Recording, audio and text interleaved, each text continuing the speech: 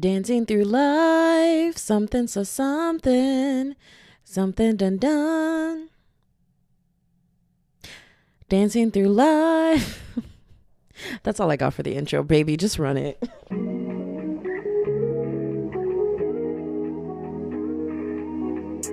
Welcome back to the Distract Me Please podcast. I'm your host, Brianna Silva, and today I am here by myself talking about absolutely nothing. I hopped on here with absolutely nothing to say. Like zero. How do you say zero in Spanish? Alexa, how do you say zero in Spanish? Zero in Spanish is cero. Oh my God. It's literally just zero? Did not know that. Anyway, 2 years of high school Spanish, 3 semesters of college Spanish.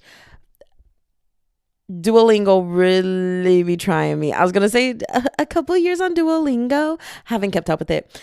Did some Duolingo still to this day. Duolingo. A Dua Lipa, if you will. And I did not know zero was zero. Cause like, you know how like sometimes when people are trying to like say things in another language that they don't know, they just like say it in English, but with the accent. That's what I thought I was doing. Genuinely, that's what I thought I was doing. It's like when I thought I was doing the equivalent of trying to do a British accent, which is like you just speak English in a British accent. I'm really bad at accents. Fun fact. I've never been good at accents. No matter how hard I try, I always have so many friends around me who are so good at it. I have friends who can do such a good British accent that if they talk to someone with their British accent long enough, they can make people believe that they're British. Me, I have never been that girl. I have never been that girl. The best thing I can say is bottle of water. Bottle of water. That's it. That's literally it. I can't, or literally, like, that's about it. That's all I have. And it's not that good. It's not good at all. But it is what it is. Oh, today I learned that just like resting my mic on my chest, you can't hear me. Anyways, guys, I'm still packing for my trip. One thing about me, I know I talked about this last week. One thing about me, I hate packing for a trip. I hate traveling. And it's just because, like, bro, I love learning about cultures. I love getting to experience different cultures. I love getting to experience, like, I truly want to just say, like, differentness, for lack of a better term, but truly getting to experience something different other than like American and American culture, because it's so refreshing sometimes. And the Money with Katie show, they just talked about this on one of their episodes, where basically she was saying how for a long time, whenever people would talk down about the American capitalistic society that we live in. Yeah, you know what? That's what we're going to talk about this week. We're going to get a little bit into politics.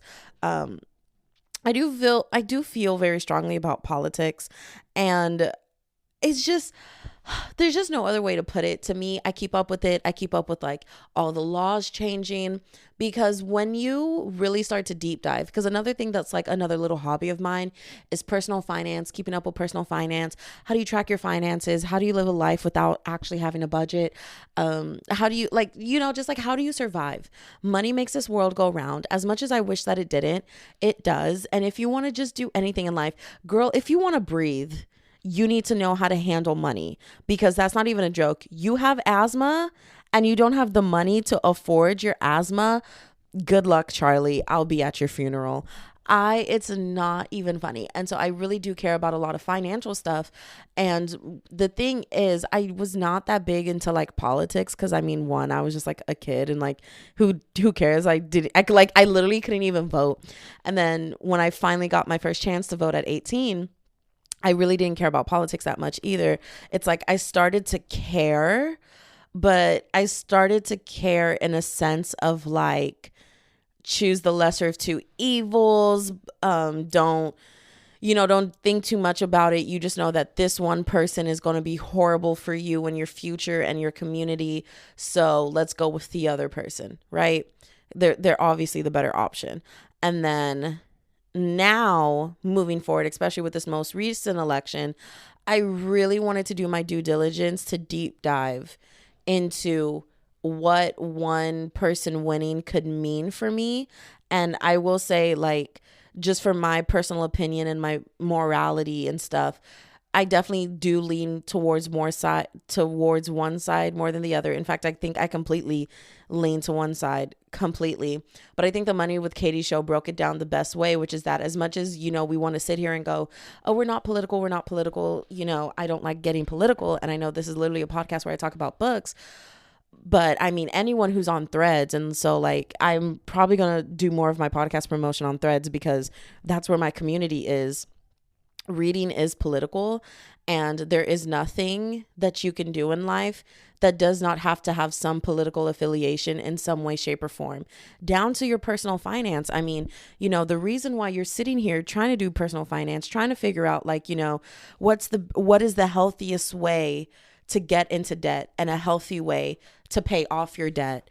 And it's because we live in a system where for you to make enough money to be able to afford the house that people keep saying, like, is a good asset maker, it's a good financial choice, it's a way for you to, one, own the property and place that you live in, but two, when you're ready to move on and upscale or downscale or whatever you need to do in life, it's a great way to build wealth because you can turn around and sell your house for a higher profit. Well, so then you need to take a mortgage and have this debt to buy this house. But in order to even be able to afford that, you need to go to college, and college in America isn't even free. And so a lot of these things that we think is normal, everyday American things, no, they're just a part of our systems. They're a part of politics. And, I mean, even right now where we keep saying we're in a housing crisis, and I don't know if people fully understand that to the full context, and I'm going to break it down to as much as my understanding as I possibly can. I'm not an expert or anything. I don't have any credibility. For me, this is a hobby that I love researching. And so please, please, please take everything I say with a grain of salt. And I really want to emphasize that. I will never say something on here to purposely mislead you. If I give you misinformation, it's because I got misinformation that I never knew was misinformation. And with that being said, we're in a housing crisis because, from my understanding, the people who can do a lot of the lobbying, the people who can afford to change politicians' minds are people who will benefit the most from people who will continue to enjoy the luxuries and wealth alongside of the housing prices going up. And that's going to be, your older people, your older generations who got all the good pension plans, who got all the good retirement plans, social security plans. And so that's why a lot of the times they're like, oh my God, all the boomers, they got all the money. Ronald Reagan, he changed it for people. And like now Gen Z and millennials have nothing. And it's like, he really did. But at that time, it was really good for those people and it really helped out those people. Granted, a very specific type of person was benefiting from that. Marginalized communities didn't benefit as much, but to say the least, those people did benefit, and it really is working in their favor to the point that now, older, you're retired, you have a house that you want to sell. Yeah, it benefits you to sit there and lobby and campaign and vote and, do all the things to get involved in politics to make sure that, housing prices don't start to fall, because the fact that we keep selling this idea to people of, oh, a house is a great asset for you to buy cheap, and by the time you're ready to sell, it should like have doubled, quadrupled in price. Well, if we keep going with that idea and telling everybody to do that, that's not going to work for everybody. Not everyone's going to be able to afford a house then, because we're now starting to outprice people who are coming in trying to buy low and sell high, because we were told that that's a great asset maker. And I mean, even now, a lot of people my age, millennials, Gen Z, we talk about how like we're going to end up being the generation of renters, because for so long it was told you will have, having a house is going to be the best asset builder. So go buy a house. I mean, I even asked my mom, I was like, Mom, what was like the average price of a house when you were searching when you first came to America? And my mom literally was like, oh yeah, it was like $80,000. I was like, girl, that's the price of a car now. 80 grand is the price of a really nice car. In fact, that's the price of a luxury car right now. Like even G Wagons at a certain point were selling for like 100 grand, like way above, um, oh my God, way above their MRP. Like MRP, is that right? MP, yes, MRP, whatever. I don't think I'm getting that acronym right. But like at a certain point, like it's not even funny. The average cost of a house right now is close to $500,000, 500 grand US dollars. And so, and I bring this up and I really emphasize this because, we say like, oh, we can't have that. We can't have, affordable housing. We can't do this. We can't do that. We can't not look at houses as an asset. But in reality, other countries do. Other countries who have less money than America, who are less developed than America, they have universal health care. I mean, the country that I'm going to for my grandmother's 100th birthday, yes, my grandmother turns 100. Everyone say happy birthday to Brianna's grandmother on three. Ready? 1, 2, 3. Happy birthday, Brianna's grandmother. I'm Imagine I'm just like, okay, now I'm going to play this clip for her from this podcast episode and be like, look, Granny, everyone said happy birthday. And it's just me saying, now everyone say happy birthday to Brianna's grandmother. That's whatever. But yeah, like it's just like other countries do. Like Dominica, it does. It has universal healthcare. It has free healthcare. We're the only developed nation without universal healthcare. All these things that we say America can't, America can. They just choose not to. And a lot of that is the American culture that we associate with the individualism, the pick yourself up by the bootstraps. If you're not doing it, then if you're not successful, if you're not comfortable in life, if you're financially struggling, it's your fault. You have to do it. And so then we sit there and we learn all these financial loopholes, but we learn all these financial loopholes because we don't have a system that truly helps us. And so all the things we say America can't do, other countries have done, and they've done it well.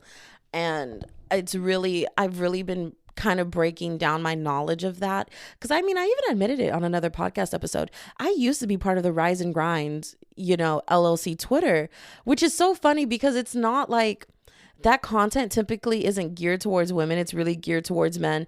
Wake up at 5 a.m., go work out, go look hot, go grab a few women, go like put them on your arm and, oh Lord, what just happened? Go have a woman on your arm and go like walk around and blah, blah, blah, blah, blah, and all these things. But I was really into it. I really, really was. All the motivational videos to like get up and go like hustle. You know what? His name does not matter. His name does not matter.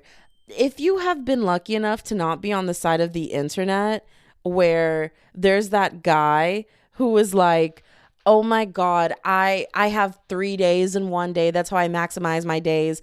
That is how I, do the most.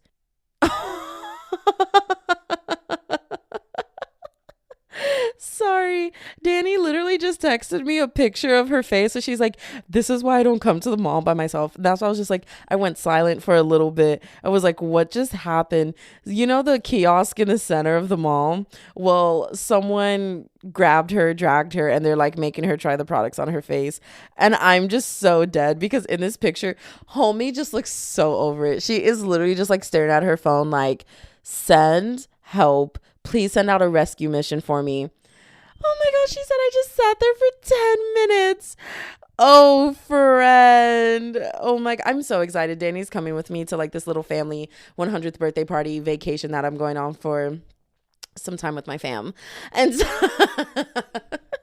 for you have price today right now only.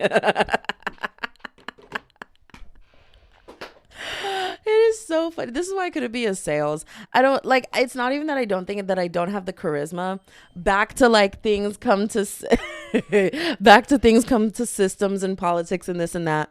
But like down to, earning commission in sales. Like I remember when I went to France, my mom, we had sat and ate in the restaurant in the Eiffel Tower. And my mom asked the server like, oh, is it customary to tip here?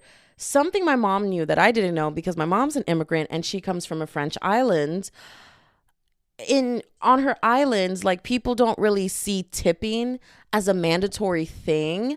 And so some people in certain places in Dominica, because again, French island, colonization, all those good things, it's almost looked at as disrespectful. It's literally you basically calling them broke and homeless and being like, take this money, you look like you need it.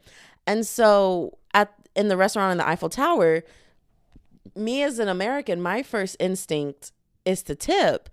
My mom's first instinct was to tap the guy on the shoulder and say, is it appropriate for us to tip you? You did such a good job. And he looked at us and went, oh my God, please don't. I get paid enough. You don't need to do that. And so that's when my mom was like, that's why I wanted to know, like, is it customary to tip in France? Because I know some places it's not. And I'm sitting there like, y'all don't y'all don't tip? Like, what do you mean? What do you mean you don't tip? What?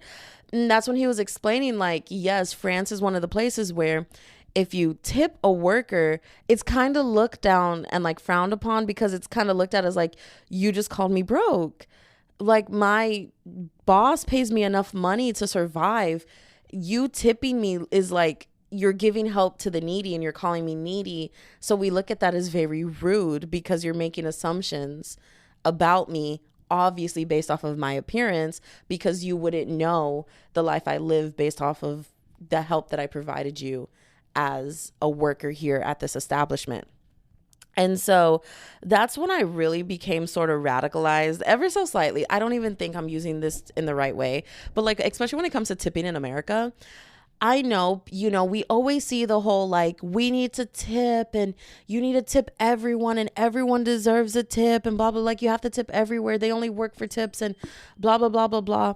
And you know what? I agree, because as someone who had to work for tips for a very, very long time, yes, tip. Please tip. Please give a good tip. There's nothing more frustrating than like doing something for someone and just like not making enough money, even though like this is the only job you can like have right now. It's the only job available to you right now. And you're just not making enough money because people aren't tipping well, because people just kind of always expect the next person to like be a better tipper or something, or like because you're like working, like you have to be making some sort of income. Like people just don't think about it. They're just like, I had my meal. I enjoyed my meal. Here's a tip. And like they just don't think about it, $1 to $2. They're just like, whatever, this is like my spare change, like I tipped, it is what it is. And I'm just like, the anger towards customers to tip is so misplaced. If that anger was appropriately directed towards business owners, towards literal laws in America, we would not have to beg people to tip us. Because at the end, like the whole, oh, if you are coming out as a family to go eat at this restaurant and you don't bring extra cash to tip, then you couldn't even afford to go eat at this restaurant. And there's that idea of like, if you're poor, you shouldn't be enjoying the extra niceties of life. And it's just like, why do we think that? Why do we think that poor people can't enjoy certain luxuries in life? In fact, I would say they deserve it more because they're working their butts off trying to make ends meet. They finally save up enough to take their family out, and it's enough to cover the family. It's enough to cover the meal of comfortably, but they could only give you like $2 to tip because that's all they could afford. And now you're pissed at them, and you're like, if you couldn't come out and eat and give a proper tip, then you couldn't afford the meal. What? And I know it's like, well, they should just work harder and work a little longer and push this meal off a little longer so they can like, but it's like that anger is so like misdirected, because why do we get angry at people for being bad tippers? Because there are jobs here in America where it is literally the business model to not pay a full minimum wage paycheck to your workers and to make the customers make up that other portion of the paycheck. And so because of that, you have people with very, very low wages, very, very small paychecks, because they're depending on people to be good tippers. And you can't you can't depend on 100 people to give you a good paycheck, because those 100 people could give you $1 each and make you $100, or they could give you $2 each and give you $200.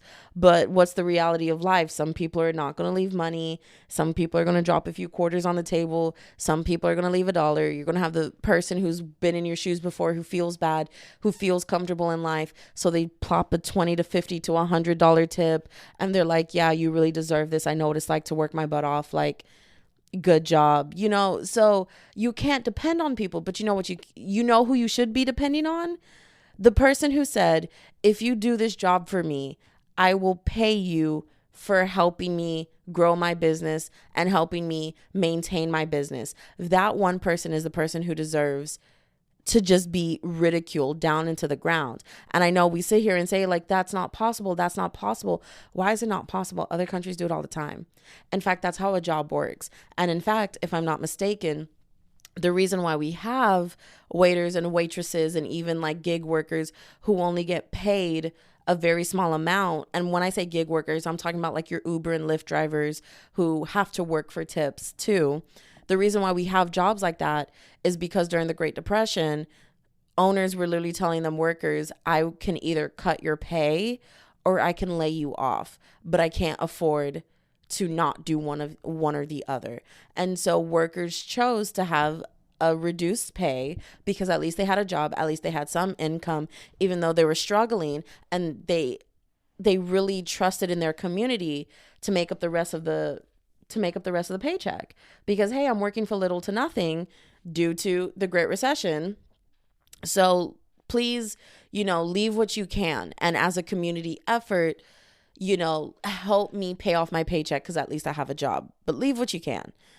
And so that is how this tipping system started in America. Like, America wasn't born with a tipping system. It was created in this country. And then when, wages went up, when businesses got it back together, they were like, oh, people aren't complaining and people are still tipping. Hey, I'm going to keep all my newfound profits that I have gained from the economy getting better. And you're just still going to work for tips, even though now I can afford to pay you. And that's just business standard. And as a business owner, we keep thinking that like, well, it's on the people, it's on the business owners to like get out here and, really be good-hearted people and pay their workers well. And so what we need is more good-hearted business people. And then I come back to this question that has literally changed my life ever since I've heard it. Did you make good choices, or did you have good choices? And I think that's it's not completely relevant to what I'm saying, but it's semi-relevant because, if you have a person who has started a business, the business has become successful, their business starts making them a lot of money, and now they're asking people to help them keep this business open, they're kind of looking at it like, I'm the one doing all the work. I'm the one doing everything here. I'm the one who should be keeping all this money because it's me. Yeah, I'm paying you for a job, but like, you don't care about this. You're not passionate the way I am. I stay up morning and night. Like, it's not that hard to put yourself in that person's shoes. But you know what shoes we typically are as an American society? We're typically on the side of the overworked and underpaid worker. And so that's why it's like it needs to change with laws. Because one thing I learned in history class is the reason why the Constitution was written the way it was because we had philosophers, we had, our founding fathers literally creating laws going, it is a human quality to be selfish. Everyone is inherently selfish. Everyone is born with selfishness. People will always be selfish. And so we need to create laws that forces people to not be selfish, because in the end, people will always choose themselves above anything else, which is true to a certain point. I really do believe. But like, we love being selfish. Of course, I'm going to worry about me and my family and my paycheck over you. I don't even know you. I just met you and hired you today. Why would I now feel compelled to just like to make sure that you're doing okay. Like, I want to be selfish. Let us be selfish. And so, with that being said, that is why there needs to be laws to stop that from happening, because people are being exploited for other people to benefit, and not just like benefit in the way where like their house is slightly bigger than ours, their paycheck is a little bigger than ours. Like, no, like these people are hoarding wealth, like they know the last dollar is going to be given to someone tomorrow, and then all hell is going to break loose. And it's so stupid, and that's why there needs to be laws to protect us. And so that is why I enjoy traveling. Full circle moment. I can't believe I had a full 25-minute rant on politics and government and like whatnot. I just had a rant. I've been listening to a lot of, podcasts and stuff about it. I try not to deep dive too much into it. That's why I have my books. But back to how I was saying, like, reading is political. You can't read things like Hunger Games where I'm pretty sure, because when it was like the Met Gala and, the war happening in Palestine, people were posting the pictures of how like Israel had bombed Palestine, and like these are the new pictures coming out today. And then there's celebrities on the red carpet at the Met Gala, and they're like, this is so Hunger Games. It's giving like the Capitol, with people smiling and looking pretty, and they're overfed, and they're living amazing luxurious lives, while everyone in the district is poor, can barely afford anything. There's a few districts who are wealthy, who are doing fine, but in the end, because they don't have the wealth of the capital, they still have to go out. They still have to go out and fight for their lives and battle it out, basically, on the battlefield. And, it just ends up being a joke and a game to everyone in the capital who's just like watching it. And they're like, teehee. The police sirens outside is crazy, but it just ends up being a joke to them. So that's my little rant. I got Connie, who's getting restless back here. I got my mother, who's blowing up my phone, and I got police sirens happening outside. So I think this is a sign for me to go ahead and end this podcast episode. Like, okay, I'll be back to record another one later, because as I said, I'm trying to catch up on podcast episodes for me to be able to go on vacation. But like, okay. Oh my God, what is that sound on TikTok that's like, okay? How does it go? Oh my God. I can't think of it. Whatever. Show's over for now. No, oh my God, I always forget it. Like, I always remember it and then I forget it. Ta-ta for now. Show's over. Bye. There we go.